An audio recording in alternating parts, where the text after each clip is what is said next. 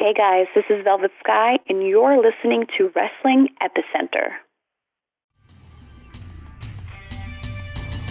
You're listening to Interactive Wrestling Radio, featuring the interactive interview, courtesy of WrestlingEpicenter.com.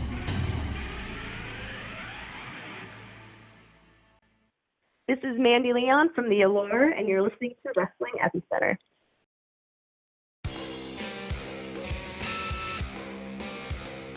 Hello, everybody, and welcome to another edition of Interactive Wrestling Radio, right here on WrestlingEpicenter.com. My name is James Walsh, and this week we bring you a guest that I literally have wanted to have on for 10 years. So happy to have her on. Wanted her to be the 600th guest, but we got her now. She is Velvet Sky. She just made her return to the on-screen aspect of professional wrestling after being out of it for about 3 years now. She returned at G1 Supercard as Ring of Honor and New Japan Pro Wrestling invaded Madison Square Garden, and they formed the Allure. And man, this faction has really reshaped and re-energized the Women of Honor division. We talk about the Allure, we talk about the G1 Supercard, we talk about state-of-the-art, because it is state-of-the-art weekend right here. And ROHWrestling.com is where you can find State of the Art on June 1st and 2nd on Honor Club. If you're in the Pacific Northwest, look it up and get tickets. Go check them out. Go check the autograph signings out as well and meet the Allure. Without any further delay, I'm not going to talk. I'm going to let the interview talk for itself.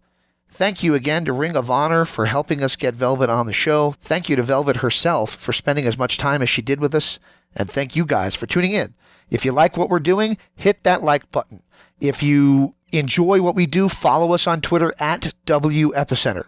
Follow us on Facebook, where we have almost 13,000 likes now. And find us on YouTube and subscribe to our channel as well. If you like what we do, let us know. Comment, tell us, send us a message. We love to hear from you. And tell us who else you want to hear on our show, because I know Velvet was one of the more requested guests in recent years. Let's get to the show. Hey, what's up? It's the ODC, and you're listening to Interactive Wrestling Radio. Boom!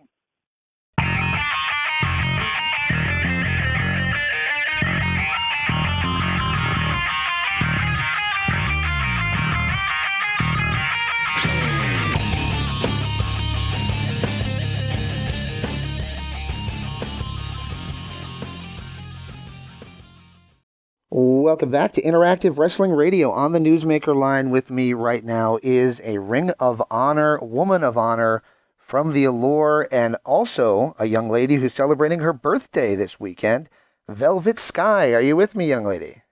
I am. Thank you so much for having me. It's such a pleasure to have you on the show. I don't know if you know this, but I've been bugging Mark since literally the moment you appeared on on G1 Supercard. I'm like, that's the interview I need. That's the interview I need. So I'm so glad you agreed to do this with us. Oh, I appreciate that. Thank you. I'm very excited for our interview today. Thank you again. All right. So I just mentioned the G1 Supercard, and that's when you made your return to the on-camera side, not just conventions, but on-camera side, in the ring side of professional wrestling. Was it nerve-wracking to just get back in front of a crowd, especially a crowd the magnitude of Madison Square Garden? I would say it was more exciting to me than nerve-wracking. I love being in front of a live crowd. I love performing in front of a live crowd. So that has always been exciting and kind of come natural to me. I mean, don't get me wrong, waiting backstage to debut at Madison Square Garden, I had a couple butterflies running through my stomach, but that was just out of sheer excitement. To debut and make my return to pro wrestling in Madison Square Garden, the world's most famous arena, really was a surreal experience, and I am so excited to have done it with Angelina Love and Mandy Leon. Absolutely, and I got to think that was probably the largest crowd you ever appeared in front of. I'm thinking back to Impact, if they ever played anything that big, and I don't know that they did. Well, the closest would be Wembley.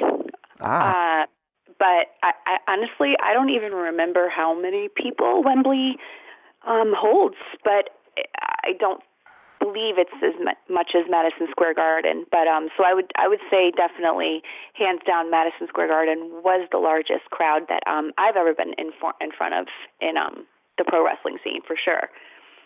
Absolutely, and I'm such a big fan of women's wrestling and Women of Honor, but I think this is definitely the kick in the pants that the division needed to really give it some personality and some characters and some girls that you maybe want to cheer for and maybe some that you don't want to cheer for.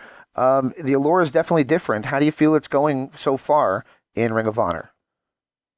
I mean, we've gotten such a huge positive feedback from just fans worldwide, specifically through our social media channels. When it comes to the live crowds of Ring of Honor holds, they're not particularly too keen on the three of us, but that doesn't really much matter to us because we're really not here to appease them. They're going to like us or they're going to hate us. We could care less either way. They're not used to seeing, I guess, women that can wear makeup, short skirts, and kick ass all at the same time. So the three of us are the total package.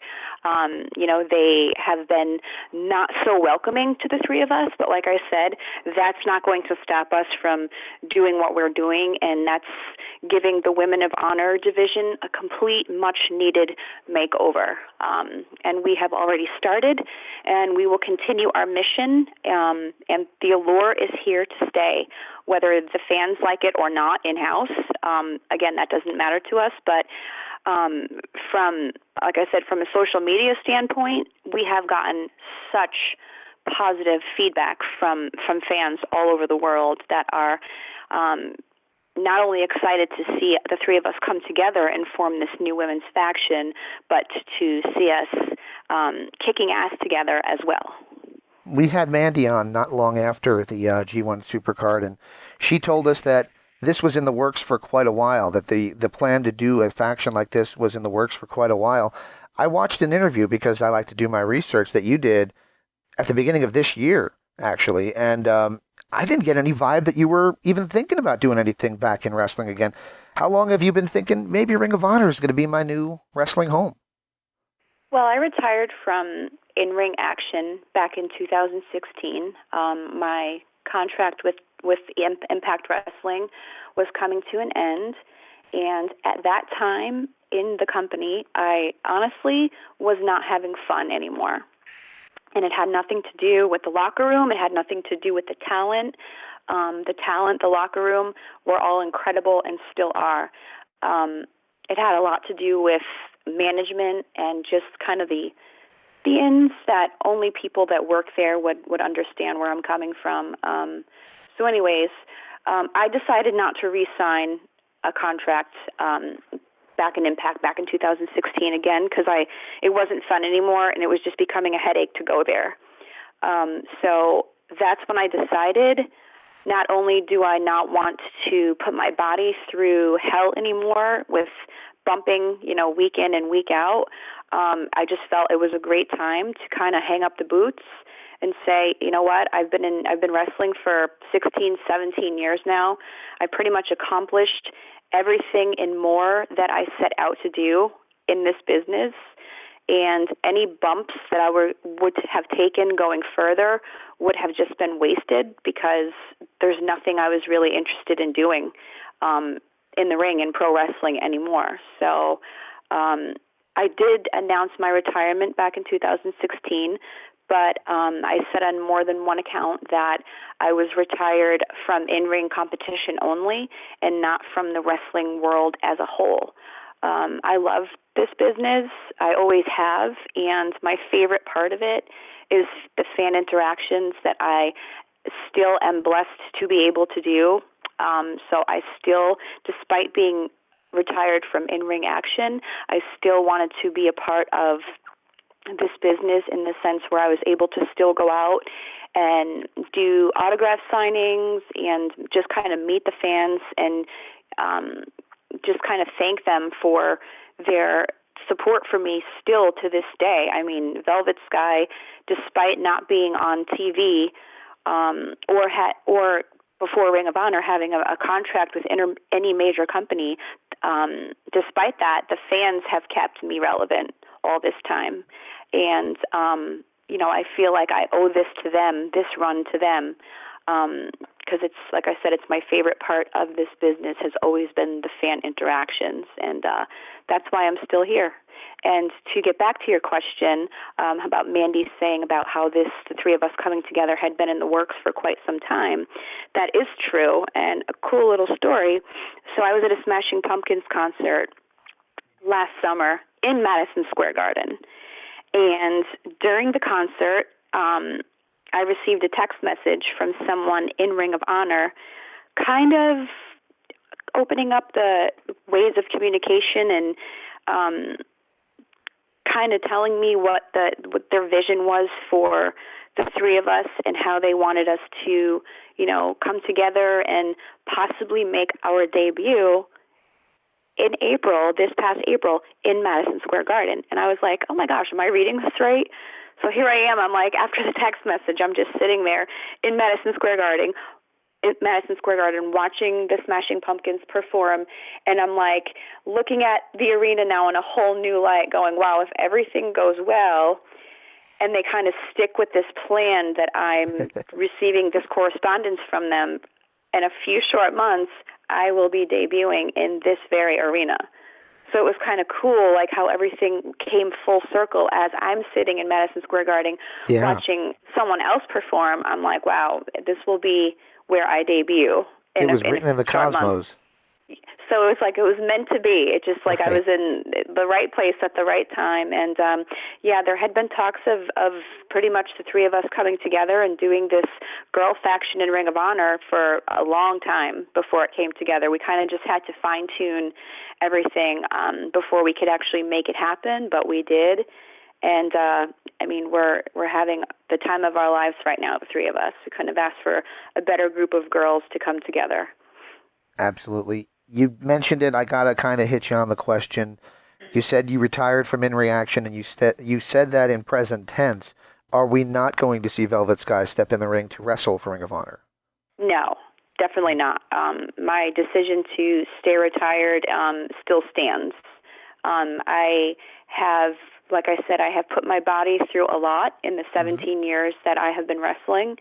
And there comes a point in time in every professional wrestler's career and in their life where it's like, all right, you know what, like you look towards the future more and you're like, okay, enough is enough. I don't want to be decrepit and crippled going forward. I want to be able to be healthy and keep my body healthy. And I'm still to this day kind of rehabilitating my body, my muscles, my spine, and kind of getting my body healthy again, because I still feel residual effects from my time in the ring. And my focus is to be the mouthpiece, the manager of the Allure, kind of directing traffic, while Mandy and Angelina are the ass kickers of the group. Like I said, I did everything I set out to do in this business. I traveled the world. I've met every fan. And like I said, any bumps that I were to take now going forward would just kind of, every bump counts for me. We only have so many bumps on our bump card as professionals. The bump card, there you go. I was waiting for you. Bump card, yeah. So, I respect the business, and I respect all those who are in the business still, but it's just enough for me as far as being in the ring, and my decision to stay retired still stands, but I will still be very active in this business just from outside the ring now. Very cool, very cool. So there might not be anything in this question, but I got to ask because you posted it on Twitter, and I am a huge rock fan. And when I saw that your guys' theme song was done by Skid Row, I got to ask, how the heck did that come to be? Well, it's pretty cool because myself and Bully Ray we're good friends with one of the band members. So mostly Bully Ray, but I've gotten to know him as well. And it's just, they're huge wrestling fans, those guys. So when we reached out to them to see, hey, there's a cool opportunity. Do you want to do our theme music? They were like stoked that we even asked them. So that's kind of how that came together, and we are so excited to have Skid Row do our entrance music. And, I mean, it's just, I love the 80s. I grew up in the 80s, so anything that comes from the 80s that, you know, can be come across my plate modern day, I'm like all for it. So I think it's really, really cool. We're so happy with, you know, with our entrance music. It's called Get Familiar. And what better group than Skid Row to do it? Absolutely. I got to tell you a little side story. A couple years ago, Dolph Ziggler put out a tweet, and it was the lyrics to 18 in Life. And wrestling sites were reporting it like he had some kind of cryptic message. And all I kept thinking is, oh, my God, children. You know, how do they not know what he's doing? They didn't get it. They didn't get that. I know. They just don't get it. Kids nowadays, they don't get it. I mean, they missed out on a great era. I'm glad I grew up in that era. Me too. 80s and 90s is wonderful. We are literally 3 months apart in age, so. Oh, nice. Okay. There you go. Very cool. Very cool. Yep. So you know all the best TV shows, all the best music, all the best movies. Like, everything back then, I feel like, was just so much better. And I mean, I feel like every generation says that about, you know, like their generation, like, oh, my generation was the best, my generation was the best. But I feel like the 80s were it was just the golden era of everything. Like, everything was just, awesome. Everything. Even people, even society was better back then. I agree.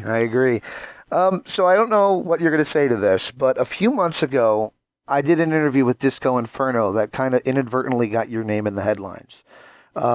Disco Inferno said you were the greatest female wrestler of all time because of likely the things that you mentioned. You know, short skirts, but still an ass kicker. He's kind of on a crusade. I know it's another company's storyline, but what do you think about people who are maybe misogynistic towards women's wrestling today? And do you not appreciate being included in that way? Well, see, what I think Disco meant by he thought I was the greatest women's wrestler ever, I mean, I know him, and I always got along really well with him, and I still do to this day. He was a part of TNA when I was, during my time there, and I think, like, it was more my character work and the beautiful people, like, style that he was referring to, because, I mean, Disco, he's old school. I'm old school, so he was referring more to the character work of the beautiful people, because I feel like, and I know he would agree with me, like, character development in modern day wrestling is, I just think it's a lost art. I don't think lots of wrestlers or companies like invest anymore in character development as much as it's all about the in-ring action nowadays and physicality. And it's professional wrestling, so obviously, yes, it's going to be about in-ring competition and physicality, but you can't have one without the other, because in my opinion, that's just when stuff goes stale. So I really think that Disco was referring more to, again, the beautiful people and how well I played my role. And just, I mean, Angelina and I mean, not to tout us, but I'm going to. Angelina and myself, week in and week out, back in, you know, when when the company was on Spike TV, we were the highest rated segments on the show each week. And it's not because we were great wrestlers alone. I mean, it's the storytelling and the character development that we brought to the table, as well as the in-ring competition.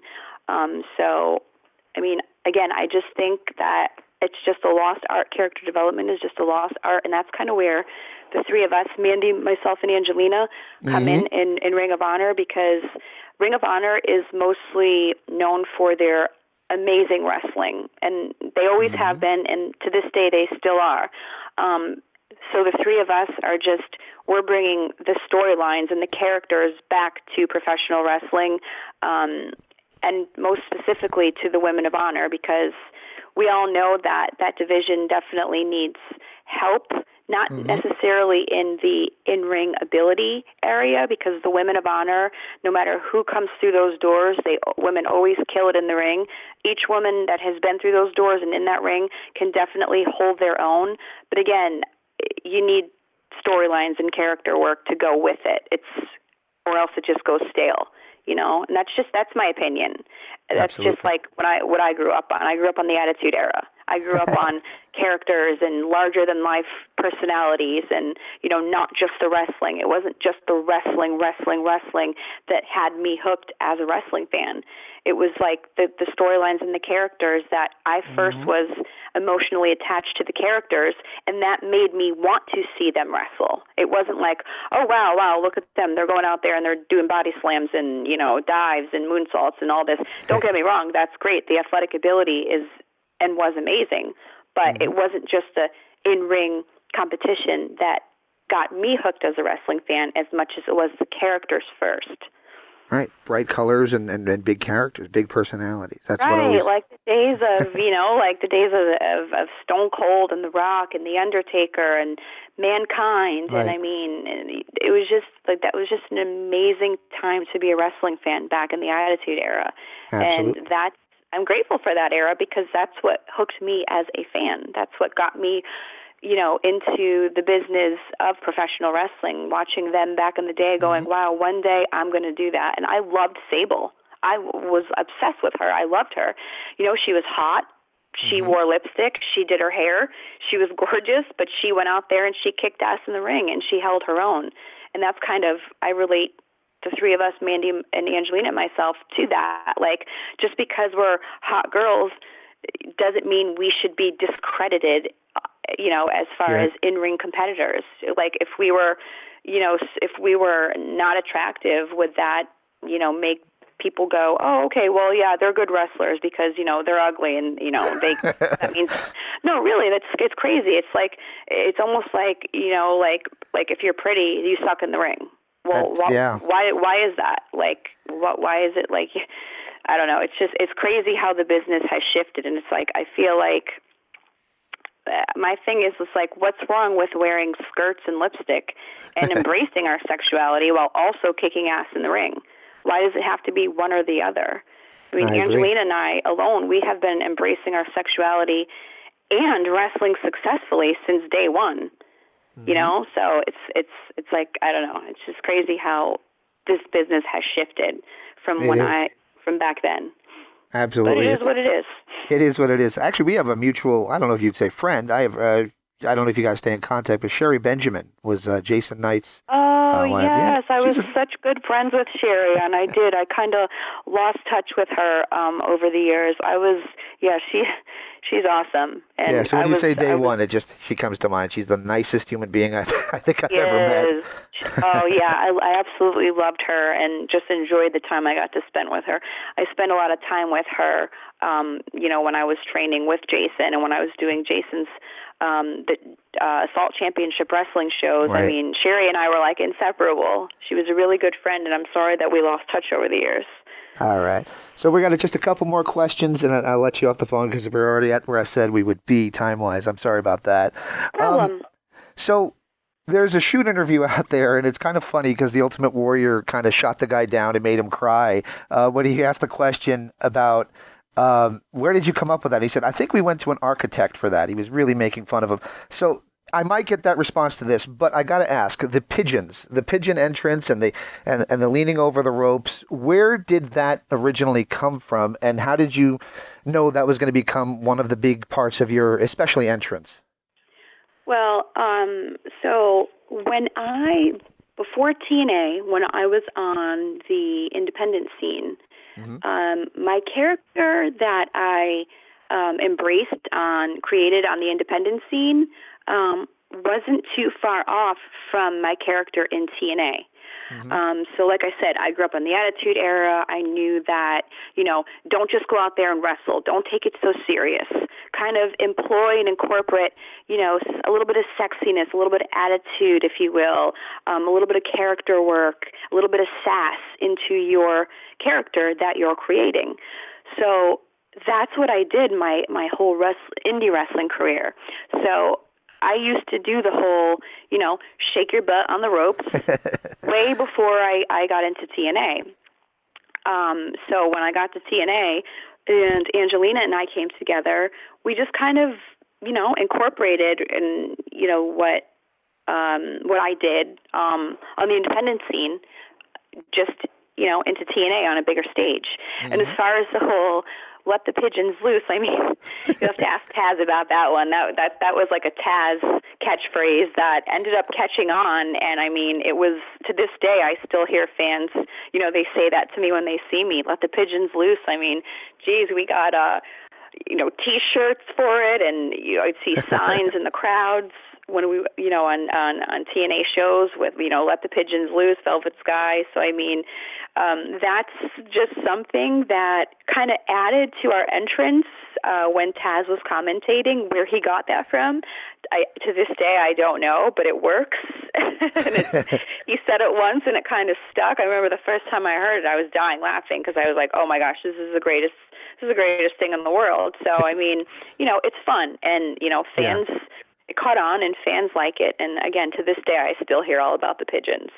So that's kind of it, really. Like, I've always kind of just employed character work from my days on the independent scene, all the way up till, all these years later, me in the Allure. It's never going to, no matter what else I do or in this business, it'll always be based around character work first, because I feel like that's just as important as the in-ring ability.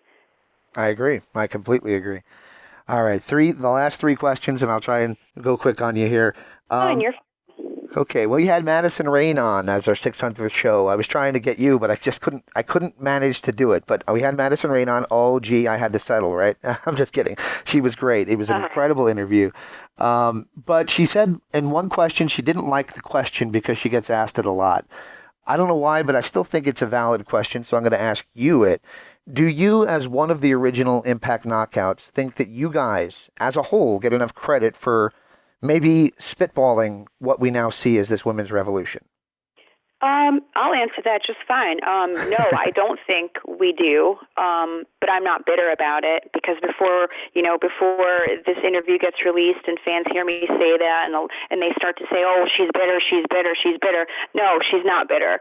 I was there when this whole kind of knockouts revolution thing was coming together, and Madison might not agree because this was going on before she got signed to TNA. I remember Spike TV was even in on it.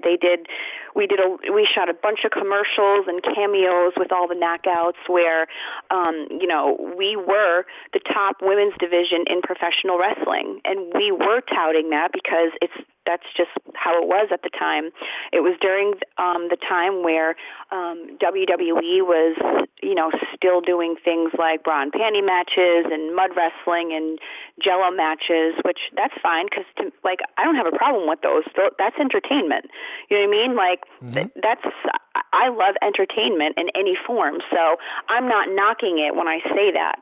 It's just, just describing what was going on at the time. So Madison wasn't there quite yet when we were doing all of these commercials for Spike TV about how, I don't even we did so many of them. They were just kind of highlighting the Knockouts division, because we were focusing more on wrestling, and it's at a time where there was no women's revolution back then. It was like women were still kind of learning their place in the industry. It wasn't as nowadays women are featured, they're main eventing, they've made so many waves, but it took a while to get there, and I feel like it did start with the Knockouts division, because we were having, we were main eventing back then.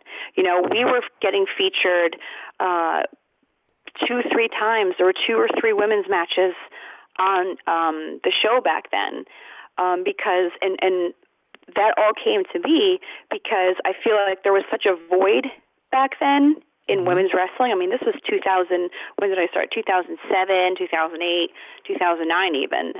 There was such a void and lack of good women's wrestling back then that Vince Russo had noticed that whenever there were women on the show wrestling, that was when the ratings would spike. So he capitalized on that and knew, okay, the knockouts are the company's bread and butter right now, so let's feature more of them on the show. So Vince kind of just gave all us knockouts the ball, and we ran with it. And, I mean, we were getting such good ratings, like, week after week after week. And we were being praised, you know, by fans, like, from all over the world on not only our character work that they appreciated, because each knockout, if you remember at the time, each knockout was different.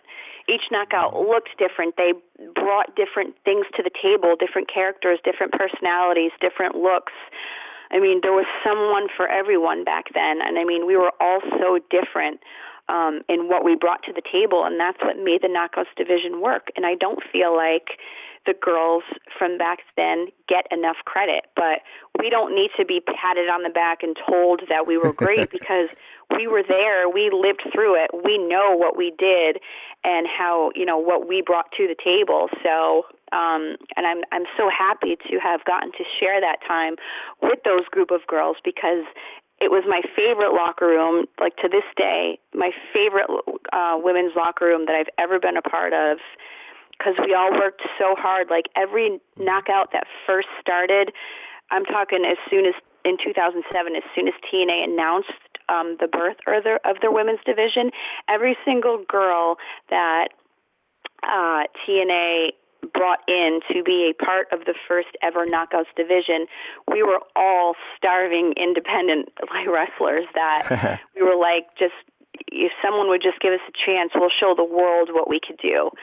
So when we all showed up, like we had no idea back in 2007 what girls were going to be a part of the division. Like we just knew, like, okay, well, I got a phone call, so I'm going to show up at Bound for Glory, and I guess, you know, we'll see who's going to be there.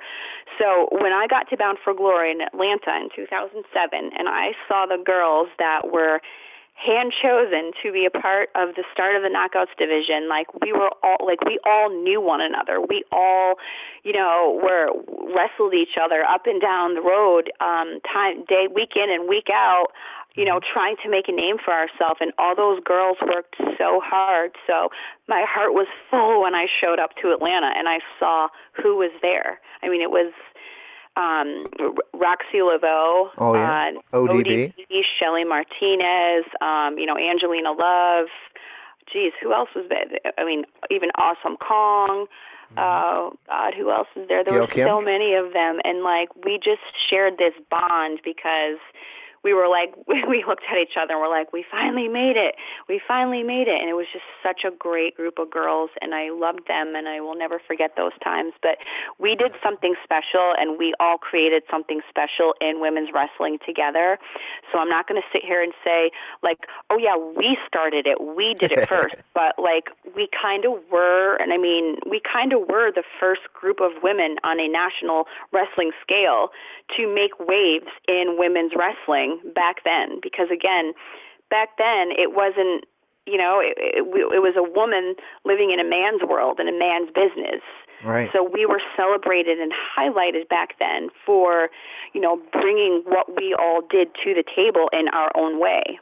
So it's great that women's wrestling has evolved and it's come to what it has, and I'm super proud of every woman in every wrestling company that's kind of doing her thing right now. But I will say that it kind of did spark with the knockouts. I agree.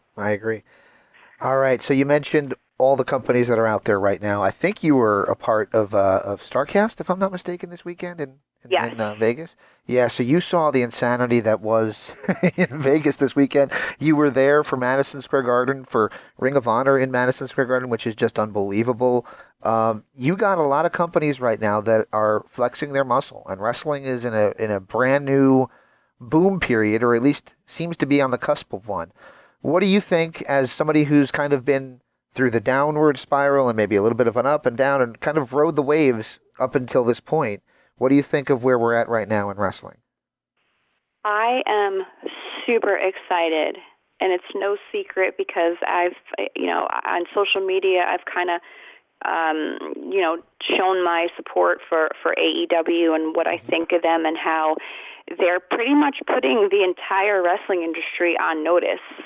I don't think that there's not one person in wrestling, fan or wrestler, that is not talking about or excited about AEW at this point.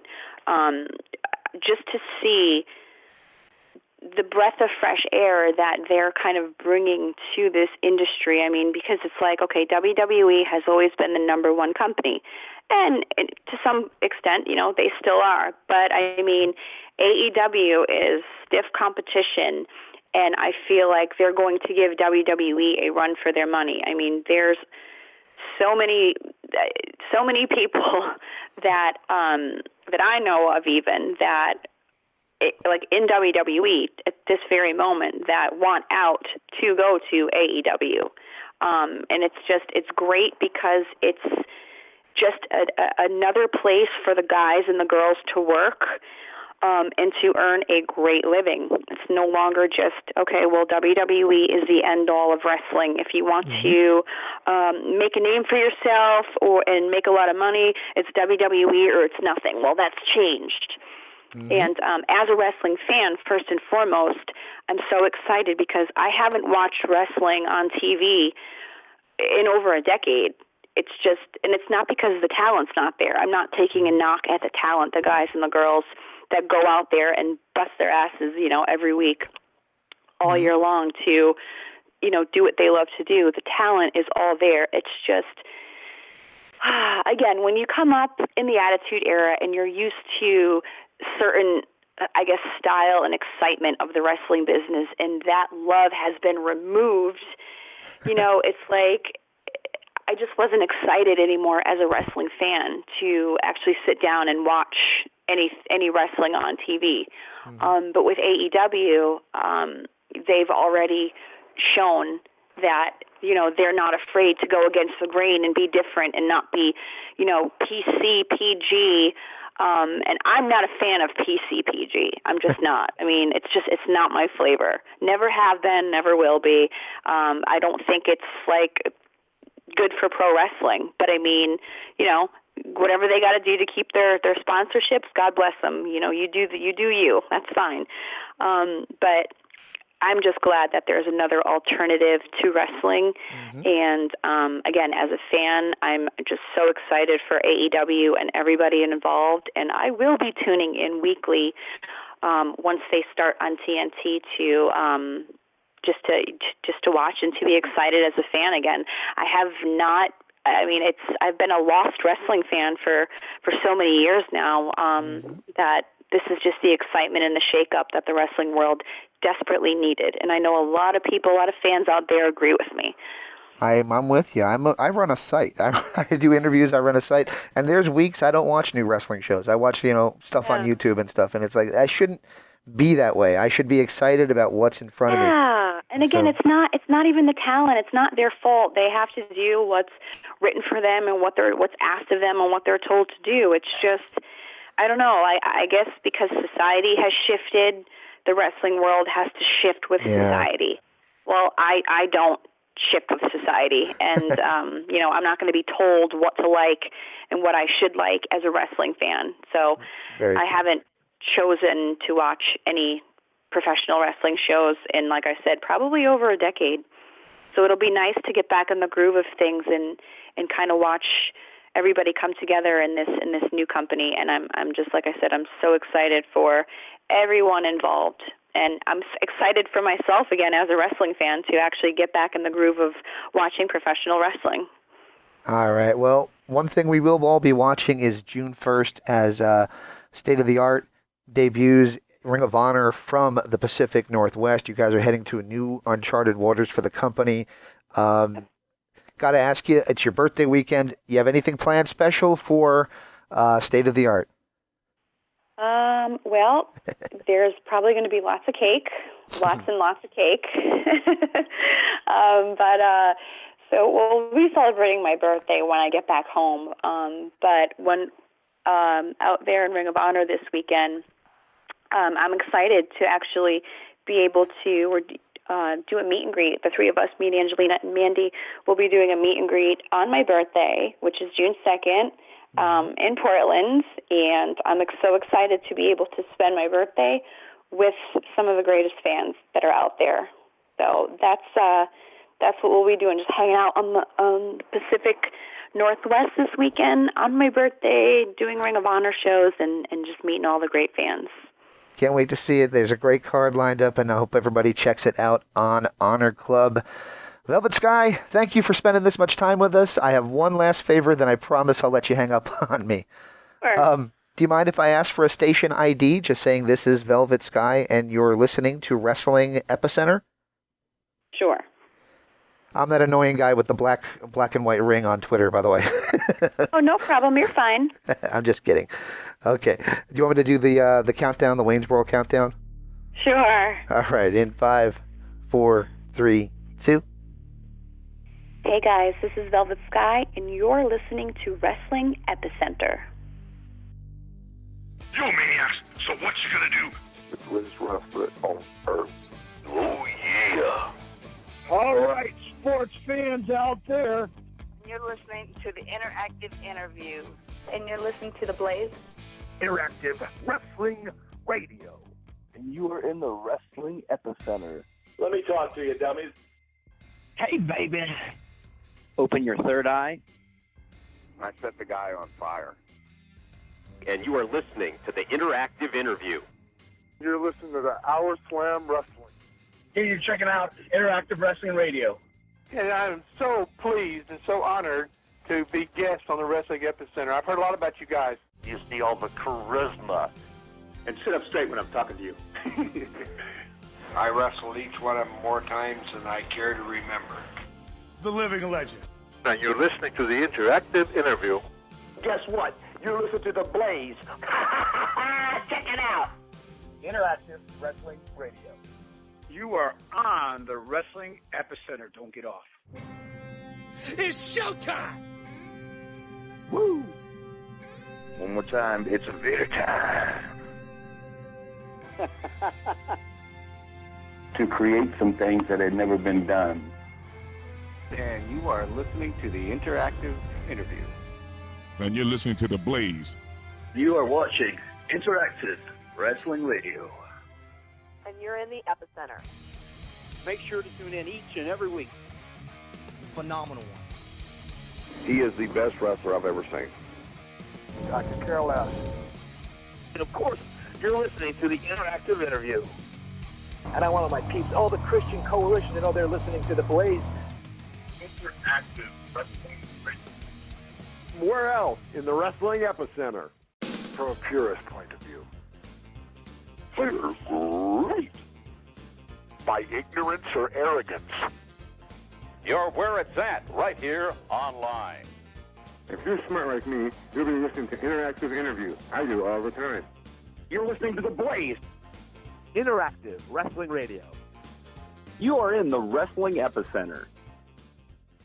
Rickabody! Just a lot of hijinks and immaturity at its finest. The NWA World's Heavyweight Champion, and you're listening to the Interactive Interview. Is that really it? Is that it? Can I hold it? Can I touch it? For different bullshit political reasons. And You're listening to the Interactive Interview. and you are in the Wrestling Epicenter. You're listening to Interactive Wrestling Radio. And you are on the Wrestling Epicenter. World Heavyweight Champion, and you're listening to Blaze 1260 AM. But at the end of the day, it's about charisma. I got 2 words for you. He's invincible and untouchable. The Rocker. The World Champion. You're listening to the Interactive Interview. You're listening to 3 Count Wrestling.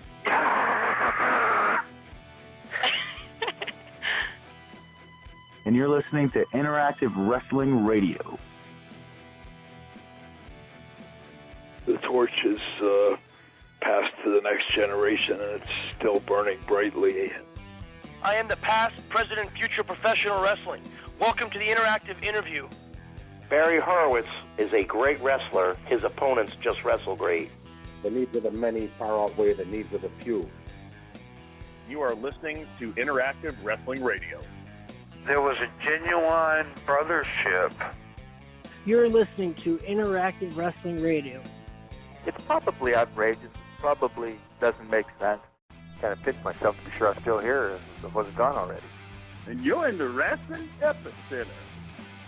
He's very different than what you see on TV. You better be watching and listening to 3 Count Wrestling, or else I'm going to kick your stinking teeth in. You're listening to the Interactive Wrestling Radio. And you're listening to the Interactive Interview. Why not me? Why wasn't I pushed like that? I said, this is all about respect, Ruby. And you're listening to the Interactive Interview. Yeah. You boys, apart from each other, are the shits. After a while, you just don't give a shit. 2005 and 2006 is not back in the day. You're in the Wrestling Epicenter. I'll be honest with you, I don't even remember doing that one.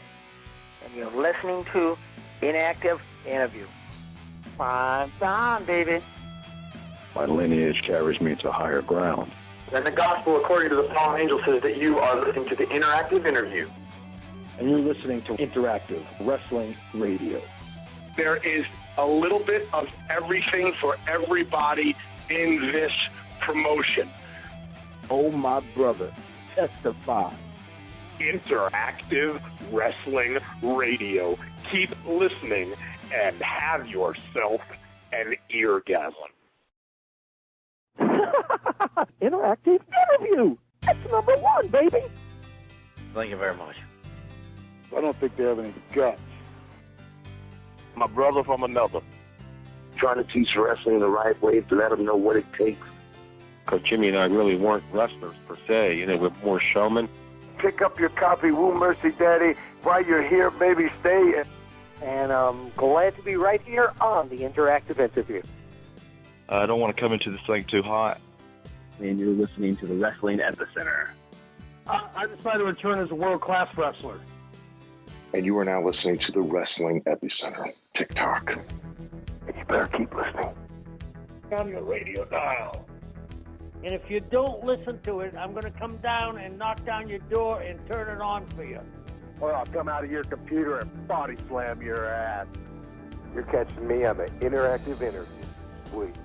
Hello, everybody. The Wrestling Epicenter. And you're listening to Interactive Radio. And you are listening to Interactive Wrestling Radio. Oh, ba, ba, ba. Hello. Hey, interview, George. Oh. The only thing I do is stomp and punch and kick, bite. You're listening to the Interactive Interview. Oh, baby. You're tuning in to The Blaze. You're listening to Interactive Wrestling Radio. Don't be a Melvin. Get into the Wrestling Epicenter. Interactive Wrestling Radio. Hey, man, you're talking to a future world champion, baby. No offense, my friend. No offense. You're one of the good guys. You're one of the good ones. Hey, thanks a lot. I really enjoyed talking with you guys. I really have Terry Funk to credit. The Interactive Interview. You're listening to the Interactive Interview. And I'm not mad because I'm interactive. You're in the Wrestling Epicenter.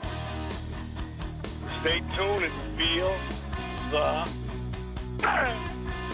Wow, everybody knows yes to that. Nobody. Breaking necks and cashing checks right here in the Epicenter. Hey, why don't we call the finishing move the Chronic Kick?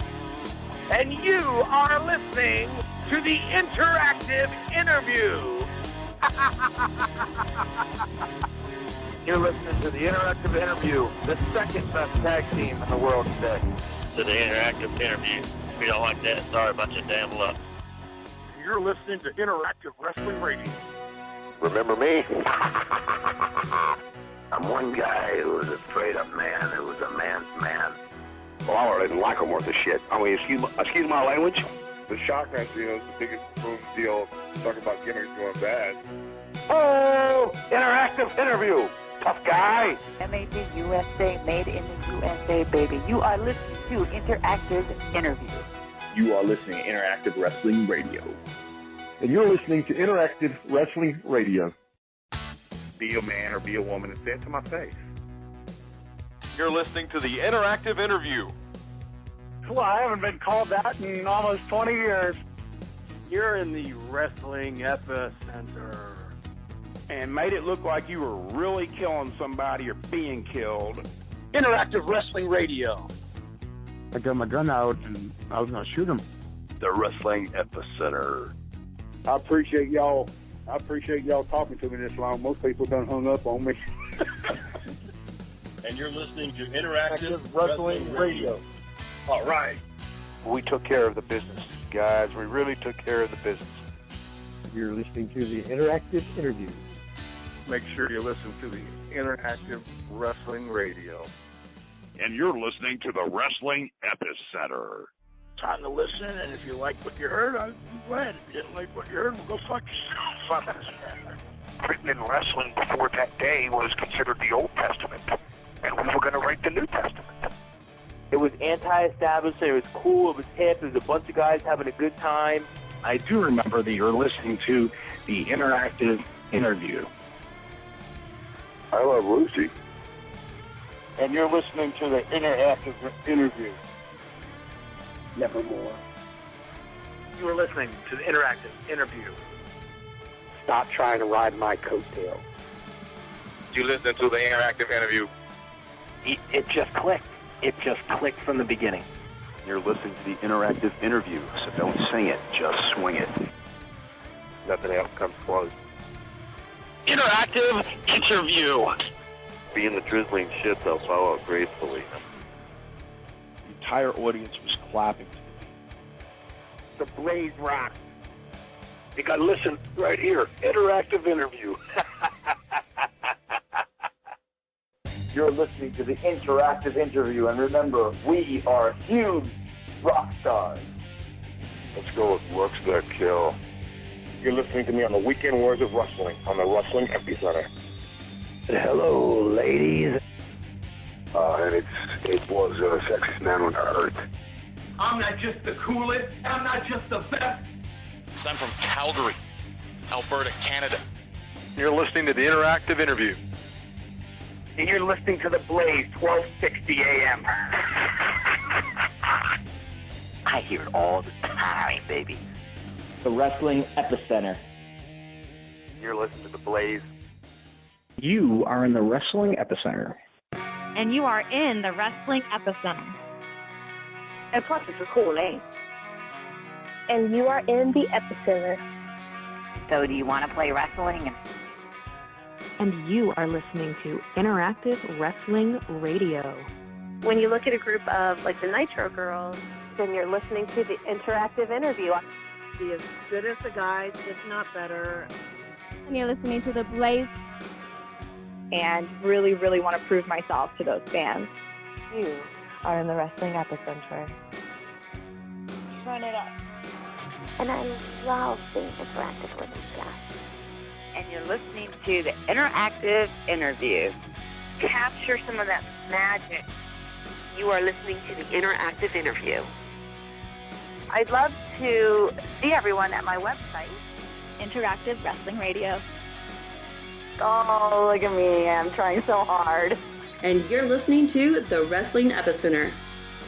He really inspired me a lot. Everybody loves porn. Everybody loves nude girls, you know? You can't go wrong. You're listening to me on the Interactive Interview. Oh, yeah. right. Oh, my God. You're listening to 3 Count Wrestling. The standard, yeah. Yeah, that's pretty much the standard, you know. What about y'all, the Interactive Interview? If the position was offered to me, I sure as hell wouldn't turn it down. And you are listening to Wrestling Epicenter. Check it out. Wow, that was unbelievable. You're listening to the Interactive Interview. Ready to shake things up on here and have some fun. And you're listening to the Interactive Interview. And you're listening to Wrestling Epicenter. It's not that you're old, it's that I'm really young. The greatest online radio show of all time is the Interactive Interview. They really popped for it, so you never seen a girl do that move. You're listening to Interactive Wrestling. I would like to say he's a smart man. You're listening to Interactive Wrestling Radio. Bam! I try my best to be a good role model. On the Wrestling Epicenter. He didn't care who he stepped on to get where he needed to go. Interactive Wrestling Radio. Things have been going amazing so far. You are in the Wrestling Epicenter. Pinkies up. He's so kooky. Interactive Wrestling Radio. Hey, I am a legend in my own mind. We're in the Wrestling Epicenter. Stupid for working for free. Stupid. And you are in the Wrestling Epicenter. My mom and dad were both wrestlers. I grew up in it. I love the business. And you're in the Wrestling Epicenter. One of the best champions that the business ever had. You're listening to the Interactive Interview. I think you used the key word. It was run professionally. It certainly was. Gordon says, "Come on, I'll help you," and he took him under his wing. He was definitely a different person. And you are listening to James and Patrick. I love working with these guys. You're listening to the Interactive Interview with James Walsh and Dan Edler. You don't want to miss it. We've only got a few left. Pick up the phones right now and dial. I've been to the psych ward 6 times during my writing. Okay, the last one I quit, and I gave up. I thought it was a horrible riff, and maybe it was. If you've never been, guys, and you're a fan of wrestling, come on out. And more questions about WrestleMania 3, and I'll do all the other WrestleManias. If you're writing a love story and you've never been in love, sometimes it may not be exactly true, but we're talking about pro wrestling. You're listening to the Interactive Interview. We partied with them every damn night. The above average, the Interactive Interview. I haven't heard a complaint about him yet. You're listening to Interactive Radio, and you better not touch that dial, or your thumbs will be broken. I like Elvis, the Interactive Interview. You wish you could have that moment back after you've been on TV for a while so you actually enjoy it. You want to go anywhere, you have any kind of substance or anything that's worth a crap, you're in the politics. Listen, just let me be me. He just magnified himself by 10.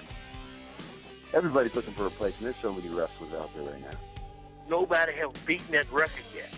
The Wrestling Epicenter. And you're tuned in to the Interactive Wrestling Radio.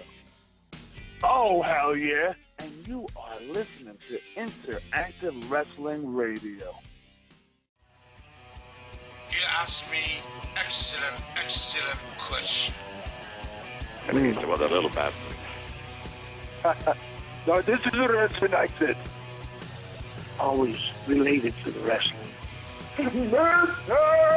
You are listening to Interactive Wrestling Radio. Interactive Wrestling Radio. Interactive Interview. Yeah, the boys are playing. You know, it's just, I wish they'd go to sleep. And you are in the Wrestling Epicenter. What's your incentive? You see, athletes can't be allowed to sit in a comfort zone. Memphis Wrestling was better than the event we just saw.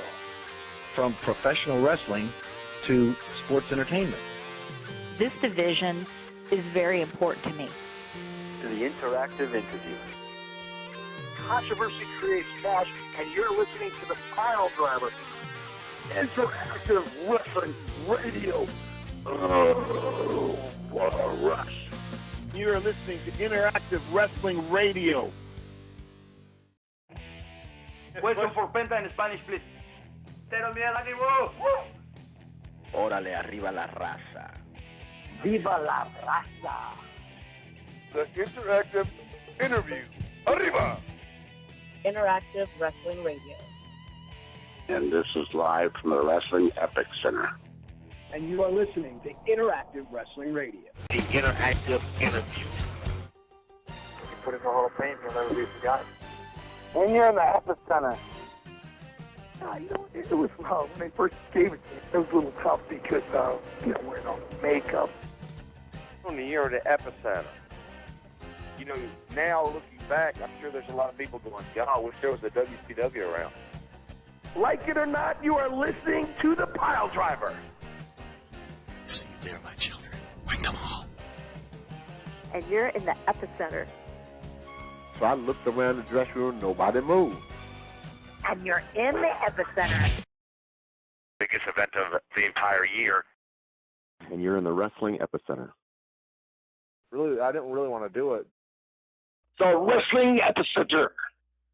Yes, sir. You know, those guys helped pave the way. And you are in the Wrestling Epicenter. If they give you that opportunity, it's because of your hard work. Interactive Wrestling Radio. The Wrestling Epicenter. Interactive Wrestling Radio. And you are inside the Wrestling Epicenter. You can go out and do 2 or 3 things and be able to get over it. I don't think they're real concerned with historical accuracy. I almost killed the son of a gun in Japan one night. Over and over. Now I'm back on, and now you piss me off. Let me liven up the party a little bit with a little song. Who's next? 423 Get Fame. That's 423 Get Fame. Interactive Wrestling Radio. Interactive Wrestling Radio. And you are in the Wrestling Epicenter. Interactive Wrestling Radio. Interactive Wrestling Radio.